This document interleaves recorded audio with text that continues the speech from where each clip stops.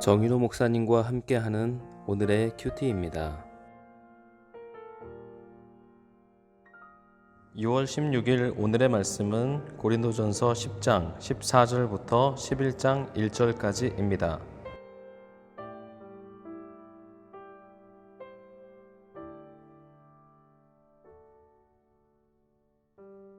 그런즉 내 사랑하는 자들아, 우상 숭배하는 일들을 피하라. 나는 지혜 있는 자들에게 말함과 같이 하노니 너희는 내가 이르는 말을 스스로 판단하라. 우리가 축복하는 바 축복의 자는 그리스도의 피에 참여함이 아니며 우리가 떼는 떡은 그리스도의 몸에 참여함이 아니냐. 떡이 하나요 많은 우리가 한 몸이니 이는 우리가 다 한 떡에 참여함이라. 육신을 따라 난 이스라엘을 보라. 제물을 먹는 자들이 제단에 참여하는 자들이 아니냐. 그런즉 내가 무엇을 말하느냐. 우상의 제물은 무엇이며 우상은 무엇이냐. 무릇 이방인이 제사하는 것은 귀신에게 하는 것이요 하나님께 제사하는 것이 아니니 나는 너희가 귀신과 교제하는 자가 되기를 원하지 아니하노라. 너희가 주의 잔과 귀신의 잔을 겸하여 마시지 못하고 주의 식탁과 귀신의 식탁에 겸하여 참여하지 못하리라. 그러면 우리가 주를 노여워하시게 하겠느냐. 우리가 주보다 강한 자냐. 모든 것이 가하나 모든 것이 유익한 것은 아니요 모든 것이 가하나 모든 것이 덕을 세우는 것은 아니니 누구든지 자기의 유익을 구하지 말고 남의 유익을 구하라. 무릇 시장에서 파는 것은 양심을 위하여 묻지 말고 먹으라. 이는 땅과 거기 충만한 것이 주의 것임이라. 불신자 중 누가 너희를 청할 때에 너희가 가고자 하거든 너희 앞에 차려놓은 것은 무엇이든지 양심을 위하여 묻지 말고 먹으라.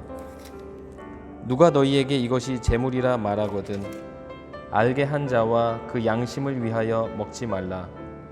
내가 말한 양심은 너희의 것이 아니요 남의 것이니 어찌하여 내 자유가 남의 양심으로 말미암아 판단을 받으리요. 만일 내가 감사함으로 참여하면 어찌하여 내가 감사하는 것에 대하여 비방을 받으리요. 그런즉 너희가 먹든지 마시든지 무엇을 하든지 다 하나님의 영광을 위하여 하라. 유대인에게나 헬라인에게나 하나님의 교회에나 거치는 자가 되지 말고 나와 같이 모든 일에 모든 사람을 기쁘게 하여 자신의 유익을 구하지 아니하고 많은 사람의 유익을 구하여 그들로 구원을 받게 하라. 내가 그리스도를 본받는 자가 된 것 같이 너희는 나를 본받는 자가 되라. 아멘. 오늘 말씀의 제목은 어떤 잔을 마시고 있나요?입니다. 하나님으로부터 많은 특권을 받은 선민이라 할지라도 올바른 신앙의 삶이 저절로 보장되지는 않습니다. 그것은 이스라엘의 역사를 통해 증명되었습니다. 그들은 광야 생활을 하는 동안 우상 숭배와 음행에 빠지고 하나님을 시험했으며 원망했습니다. 오늘 말씀에서는 고린도인들이 처한 상황 속에서 우상 숭배가 구체적으로 그들에게 어떠한 의미를 갖는지를 가르쳐 주고 있습니다. 첫 번째로 우상 숭배의 위험성입니다. 고린도인들의 자랑은 그들의 지혜에 있었습니다. 15절 말씀을 봅니다. 나는 지혜 있는 자들에게 말함과 같이 하노니 너희는 내가 이르는 말을 스스로 판단하라. 고린도인들은 자신들의 지혜를 자랑했습니다. 사도 바울은 지금 우상 숭배에 관하여 그들의 지혜와 판단력에 호소하고 있습니다. 고린도는 우상의 도시였던 만큼 불신자들은 물론 신자들조차도 우상에 대하여 심각하게 생각하지 않고 있었습니다. 고린도 교회 내에는 아무런 생각 없이 우상의 제물을 먹는 사람들이 있었습니다. 또 단순히 그것을 먹는 행위를 넘어서서 이방인들의 신전에 출입하며 그 식탁에 동참하는 자들도 있었습니다. 그들은 스스로 현명한 판단력을 가지고 있다고 생각하고 있었습니다. 그러나 바울은 그들이 간과하고 있는 진리의 핵심을 찌름으로써 그들의 자랑이 얼마나 어리석은지를 드러내 줍니다. 바울은 주의 만찬의 의미를 설명해 줍니다. 기독교나 이방 종교 의식은 말과 행위 이상의 의미를 지니고 있습니다. 즉, 그 의식에 참여하는 자들은 실제적으로 그 종교에서 섬기는 대상과 교통하는 자가 됩니다. 다시 말해서 어떤 신에게 절하는 자들은 종교의식의 이면에 존재하는 영적 실제와 연합하게 된다는 것입니다. 바울은 이 사실을 증명하기 위해서 이스라엘의 예를 들었습니다. 그들은 음식만 먹은 것이 아니라 우상에게 속하고 말았습니다. 18절 말씀입니다. 육신을 따라 난 이스라엘을 보라. 제물을 먹는 자들이 제단에 참여하는 자들이 아니냐. 이는 주의 만찬의 경우에도 마찬가지였습니다. 많은 신자들이 축복의 장과 떡을 나누는 이 의식은 신자들이 그리스도와 연합하여 일체가 됨을 암시합니다. 16절 말씀을 보겠습니다. 우리가 축복하는 바 축복의 잔은 그리스도의 피에 참여함이 아니며 우리가 떼는 떡은 그리스도의 몸에 참여함이 아니냐. 성만찬은 그냥 빵과 포도주를 먹고 마시는 식사 행위가 아닙니다. 그것은 그리스도의 몸과 피에 참여하는 행위입니다. 어떤 의식의 뒤에는 이런 실제와 상징적인 의미가 분명하게 존재하고 있습니다. 바울이 여기서 주의 만찬의 의미를 설명하는 것은 우상의 제물을 먹는 행위가 궁극적으로 어떤 결과를 가져오는가 하는 것을 가르치기 위해서였습니다. 그렇다면 우상 숭배의 어리석음은 무엇입니까? 우상의 제물을 먹는 것은 우상 숭배와 직결된다는 것입니다. 지식 있는 고린도인들의 견해와 같이 우상은 아무것도 아닙니다. 그러나 바울은 그 뒤에 귀신이 존재한다는 사실을 지적하고 있습니다. 20절 말씀을 봅니다. 무릇 이방인이 제사하는 것은 귀신에게 하는 것이요 하나님께 제사하는 것이 아니니 나는 너희가 귀신과 교제하는 자가 되기를 원하지 아니하노라. 이방인들이 그들의 신에게 제사하는 것은 단지 아무것도 아닌 우상에게 제사하는 것 같으나 실제로는 영적인 실제에게 제사하는 것입니다.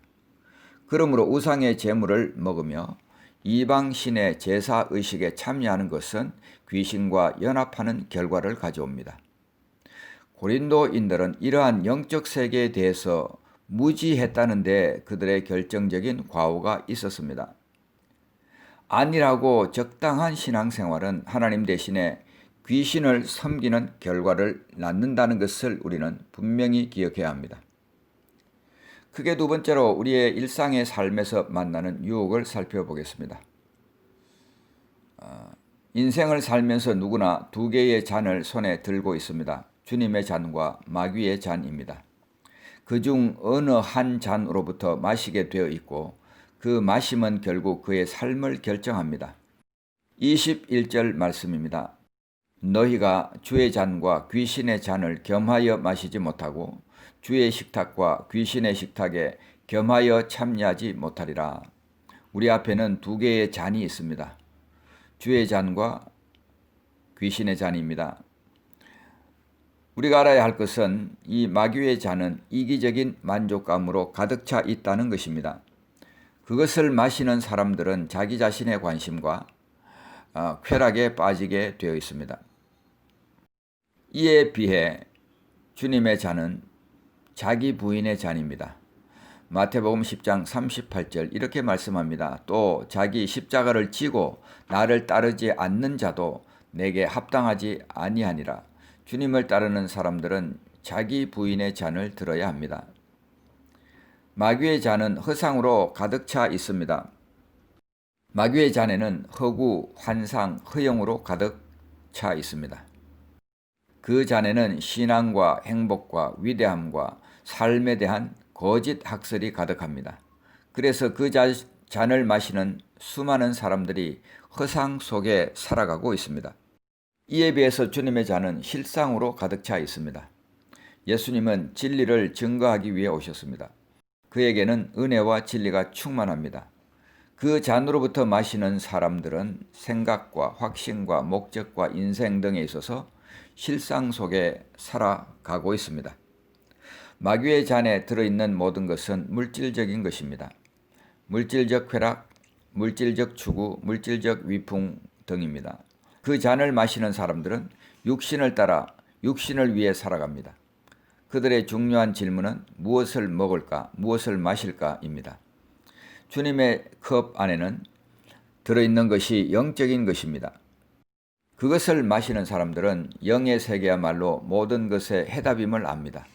그들은 성령으로 거듭난 사람들이며 성령을 쫓아 살아갑니다. 마귀의 잔에는 하나님이 없습니다. 그 잔을 마시는 사람들의 세상에는 하나님이 없습니다. 그들의 생각 속에는 하나님이 없습니다.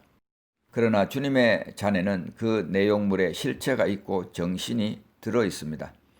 그 잔을 마시는 사람들은 하나님이 모든 것이라는 깨달음을 얻습니다. 따라서 그들은 에녹처럼 하나님과 함께 동행하는 삶을 살아갑니다. 자, 우리 속에 있는 강력한 유혹이 이것입니다. 모든 사람들은 마귀의 잔을 들고 인생을 시작합니다. 그리고 대부분은 계속 마귀의 잔을 마시면서 살아가고 있습니다. 생을 시작하면서부터 이 잔은 어린 아이의 손에 들려져 있습니다. 사람들은 이 잔을 좋아해서 마침내 그것의 노예가 되고 맙니다. 우리는 모두 본질상 진노의 자녀였습니다. 그런데 어떤 사람들은 마귀의 잔을 버리고 주님의 잔을 선택합니다. 사도 바울도 6장에서 이미 이것에 대해서 언급했습니다. 고린도전서 6장 10절 말씀을 봅니다. 너희 중에 이와 같은 자들이 있더니 주 예수 그리스도의 이름과 우리 하나님의 성령 안에서 씻음과 거룩함과 의롭다 하심을 받았느니라. 자, 어떤 사람은 마귀의 잔을 계속 들고 마시고 있습니다. 어떤 사람은 마귀의 잔을 버리고 주님의 잔을 선택합니다.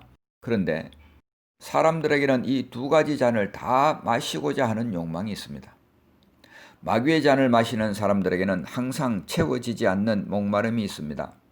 그래서 가끔씩 그들은 가능하면 다른 잔을 마시고 싶어 합니다. 한편 주님의 잔을 마시는 많은 사람들도 마귀의 잔을 마시고 싶어 합니다. 자기 탐닉, 세상적 쾌락을 추구하고자 하는 욕망이 마음 깊이 남아 있기 때문입니다. 마치 이스라엘 백성들이 광야에서 그랬던 것처럼 사람들은 애굽의 고기를 갈망합니다. 마치 롯의 아내가 그랬던 것처럼 사람들은 소돔성에서 보냈던 옛날을 그리워합니다. 하나님께서는 이 두 가지가 공존이 불가능하다고 말씀하십니다. 21절 말씀입니다.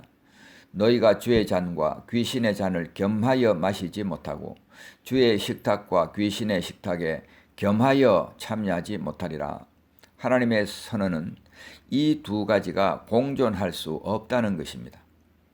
마태복음 6장 24절에도 이렇게 말씀합니다. 한 사람이 두 주인을 섬기지 못할 것이니 이것이 공존할 수 없는 사실이라는 것을 주님은 분명하게 설명하였습니다. 아직 거듭나지 못한 사람이 있다면 더 이상 마귀의 잔을 마시지 말아야 합니다. 그것이 일시적인 즐거움을 줄 수 있지만 그 길은 삶의 본질을 갉아먹는 진노의 길입니다.